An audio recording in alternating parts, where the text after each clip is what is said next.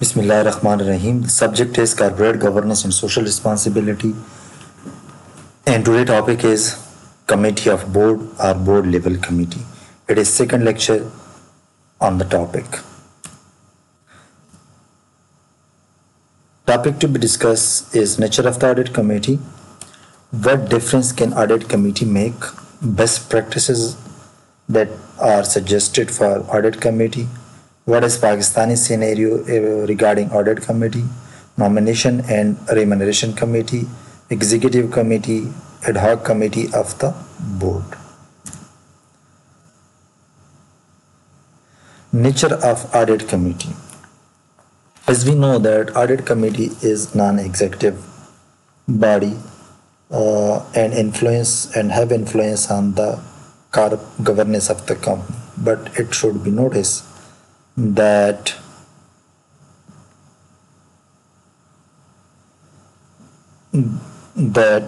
audit committee is a non-executive body. It does not carry out any executive function at all.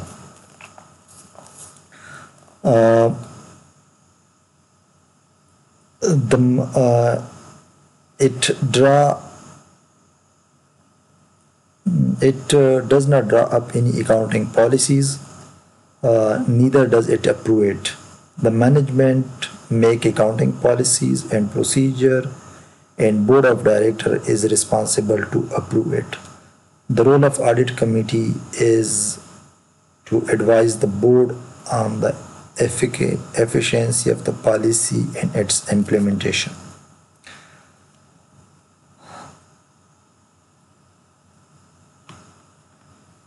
Similarly, audit committee does not perform internal or external audit. It does not issue any instruction to either auditor. It simply monitor or oversee their work and review their reports in order to keep the board informed of the status on the audit matter. Audit committee report to the board of director reports to the board of director and give its report, finding, advices and recommendation to the board. The board decided then on whatever action to be needed on these recommendations. So the audit committee is not in a position that have any power or mandate to issue a directive to the management or any order to the management of the company, including internal auditor. It provides views and observation to relevant manager, but don't have any mandate to carry out to issue any instruction to the manager. If there is any instruction, such instruction is in the mandate of the board of director. In certain situation, it is also at the option of the audit committee to give a report direct to the shareholder or may communicate the report to any formal body outside the board. If the audit committee found that the board is ineffective and do not pay any attention to the recommendation, it may have to send these recommendations to the major or controlling shareholder directly.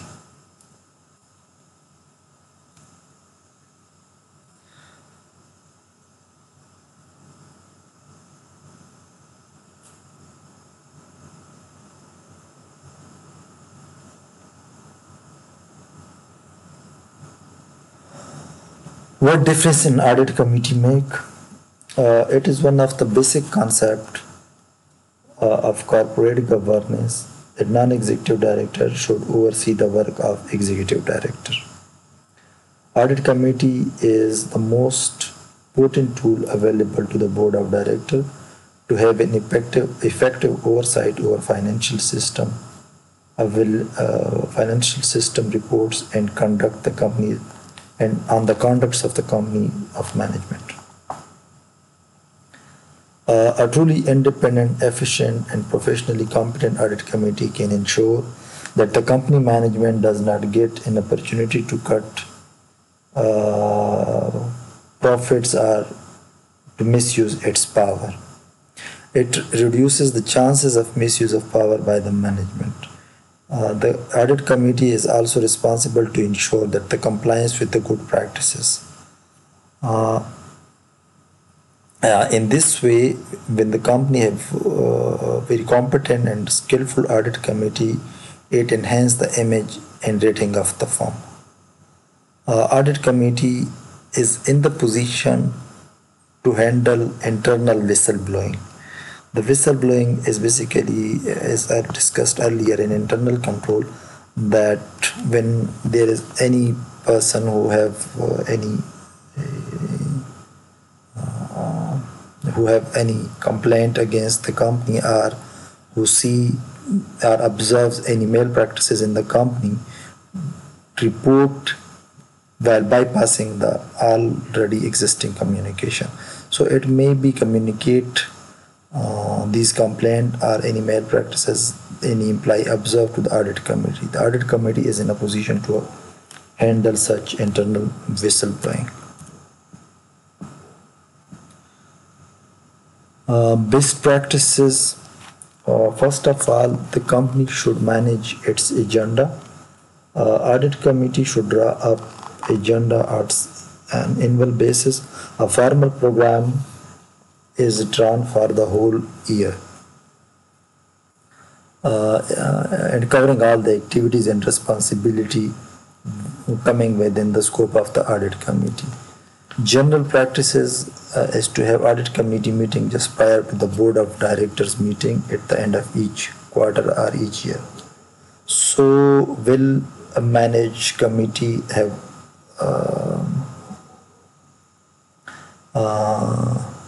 Audit Committee meeting for more frequently, even quarterly, or more than any or more frequently than even a quarter. Annual programs are drawn by the in coalition with the internal and external auditor by the Audit Committee. So all important meetings are arranged according to important accounting and audit related event of the year, such as, for example, issuance of letter of acceptance to external auditor, start of internal audit cycle, initial meeting with external auditor, presentation of audit report, receiving of management or letter of weaknesses for external auditor. Second is best practices is frequency of interaction with management. Regular contact between Audit Committee and important manager of the company is essential to ensure the work of Audit Committee is done smoothly. Key contacts in this regard are with CEO or Chief Financial Officer or internal audit manager. Even meeting should be arranged with external auditor or relative partner of the audit firms or any tax consultant. So formal interaction between Audit Committee and these officials should not be the independence should not be compromises and the effectiveness of Audit Committee. It should provide the committee to work more closely. Regular executive sessions. Formal scheduled meeting between Audit Committee and key managerial staff or external auditor of the company to attend to certain important events like discussion of audit program, review of management letter received from external auditor. Such meetings inculcate discipline among the relevant executive and keep the board informed through Audit Committee of all important development in the company. Regular evaluation of the Audit Committee. The chairman of the Audit Committee must complete formal self-evaluation annually to identify improvement opportunities. Each member of the Audit Committee and overall performance of the Audit Committee over a period as compared to previous period should be evaluated in order to make a meaningful changes where necessary. In Pakistan, it is the requirement of the PXE, Pakistan Stock Exchange and Security and Exchange Commission of Pakistan, that every listed company have audit committee on their board. Some companies nominate their executive, even director finance, on such committee. Other assigns chairmanship of audit committee to the chairman of the company. In many companies, since most directors are family members, it is not uncommon to find that one brother is a chairman of the company, the other may be CFO, and the third may be chairman of the audit committee. So totally vanishes the independence of executive committee. There is another issue that local any Pakistani law does not prescribe any qualification for the audit committee. So the closely held company take advantages of these law to nominate such members on audit committee who are not competent or trained to handle its function. Moving further, Nomination and Remuneration Committee. It is recommended that committee should comprise of non-executive director. Its principal function is to ensure that the company succeed in attracting and retaining good board members, both executive and non-executive directors. The committee can take help from outside consultant to ensure that it is in the possession of all relevant data and information needed for formulating meaningful and practical HR policies relating to recruitment, motivation, and remuneration and retention of competent director. In Pakistan, mostly companies do not have formal remuneration committee of the board. We will move further to discuss the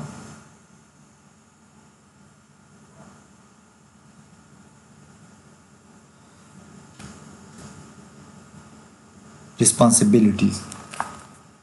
Formulate the process of finding executive director and board. Finding directors. It means talent hunting. They can find both executive versus non-executive directors. Identifying appropriate candidate, interviewing them to assess their suitability for the company. Negotiating term of engagement and making recommendation to the board. It should be noted that Remuneration and Nomination Committee don't have a power to appoint any director, but it makes recommendation to the board when turn either decided to appoint them or nominate them to shareholders. Second function responsibility is remuneration policy for directors and senior managers. Formulation of policy regarding remuneration of executive and non-executive directors as well as senior manager of the company. This is highly technical function of the committee may need external assistance to ensure that it is able to offer most appropriate terms to its director and senior manager. For this purpose, the committee may allow to access professional HR consultant and any other person which in order to formulate the remuneration strategy. Performance evaluation of director and senior management. It is also responsibility of the company. The succession planning of the director and senior management. Succession planning of the director and senior official, including the chairman. This is a very important function because the continued progress of the company depends on its director and senior official. If comprehensive planning is not done to ensure that suitable candidates are ready to take over from the retiring director and senior manager, the company may suffer. Succession should be orderly, efficient, and cost-effective. Third is the Recommendation on the board size and structure to meet the demand of the changing time and environment. And fifth one is ensuring director independence. The company will ensure the director are not being paid any additional fees or given consultancy assignment or such other contract that may compromises their independence. Designing bonus scheme for directors and senior officials. The company operate any if the company is have any plan to announce bonus scheme for the director or senior management, the Remuneration Committee should be involved in devising such scheme, establishing target and setting the basis for computing bonuses. The computation such amount must be clear by Remuneration Committee or Nomination Committee, and then it should be put for approval to the board.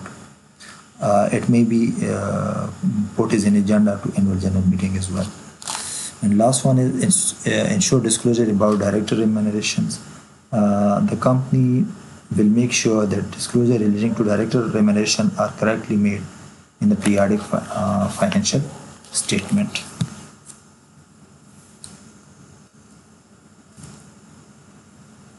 Basis for director remuneration. There should be two part of the salary. One is fixed, another is based on performance, that is called incentives pay. Incentive pay must be based on certain percentage of predetermined figures such as sales, percentage of profit, percentage of growth in profit, percentage of increase in assets. Bonus share shall only be allowed if it is allowed in the article of association of the company. If it is not allowed in the article of association, then the bonus share should not be allowed as a incentives pay or as a remuneration to the director or to the senior employees. Computation should not be based on a single year, but it should be on the average of a series of years. For achieving consistent growth, bonuses or the incentives pay should be small in initial year, then it should be increases in the later year in order to have a sustainable growth. Balance should be in the remuneration between fixed pay and incentives pay. There is no clear-cut formula in law or in any suggestion that how much should be fixed and how much it should be based on incentives or based on performance. So there should be proper balance. Secondly, balance in performance-based pay or incentives pay should be between long-term and short-term incentives. Short-term incentives should be related to the short-term performance. Long-term bonus should be related to the long-term performance.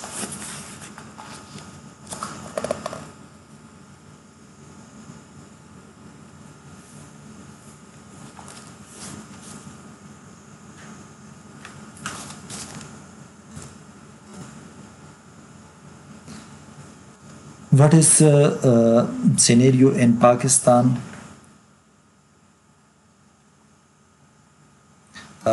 Situation is quite different from developed nations or developed economies. In Pakistan, executive director do not run the boards. Controlling shareholder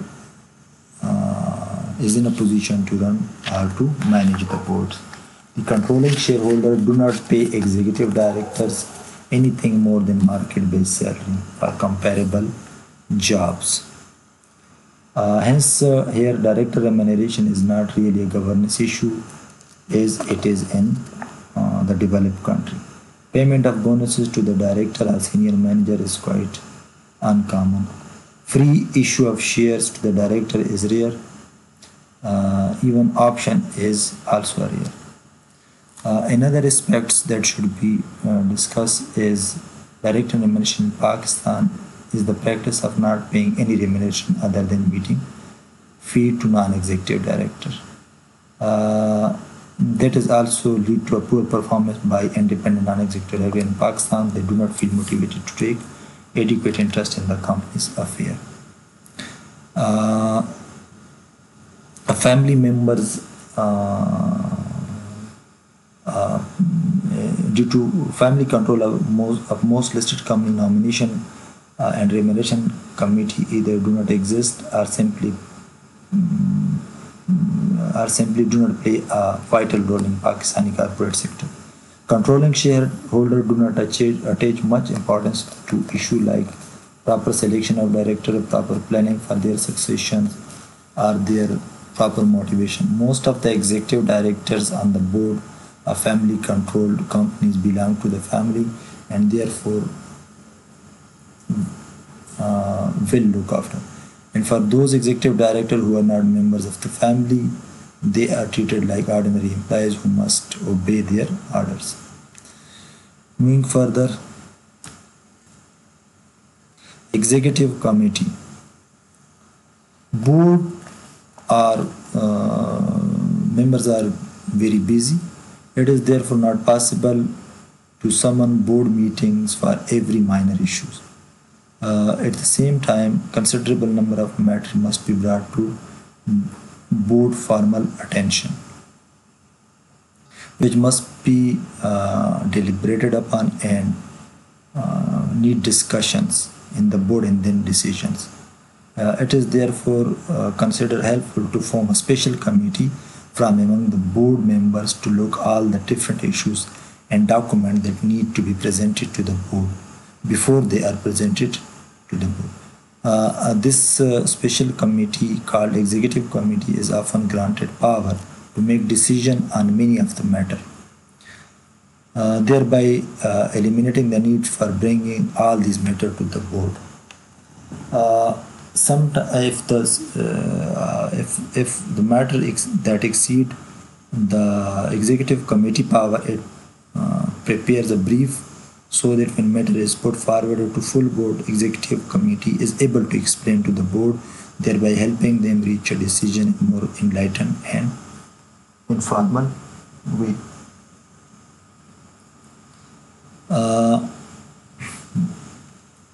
It reduces a workload for the board of directors by handling many of the relatively minor matter and would be otherwise to have sent to the board. Second is it investigate the issues, then search for detail from the management and collects additional data is required from inside and outside of the company on major issues. So it provide more informed and comprehensive brief to the board. This in turn makes the job of the board easier. Membership of the executive committee be more executive and non-executive member.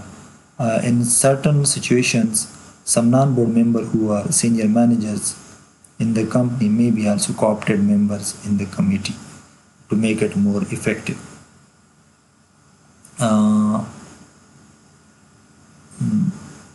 The executive committee work like a lower tier of the board in a unitary board. Ad hoc committee. Committee forms for special assignments. In addition, Audit Committee and Remuneration Committee, company forms special purpose committee from time to time to attend issue that arises during the course of the operation, and once the issues resolved, the committee ceases to exist. Terms of the reference of the ad hoc committee are set by the board. Some certain example are investigation committee, often set up to investigate a serious breach of the company's operational code. It may draw membership from the board as well as non-board member to suit the nature of investigation to be carried out. Negotiation committee often set up when some major negotiation with worker union or CPA or the government or some external party are to be carried out. Project committee are often set when a company plans to undertake a major project or make major acquisitions. Communication committee is vested with the power and responsibility to maintain a healthy relationship with all stakeholders, investor and media. This is all about today lecture. We'll see you in a next in a coming lecture. Thank you.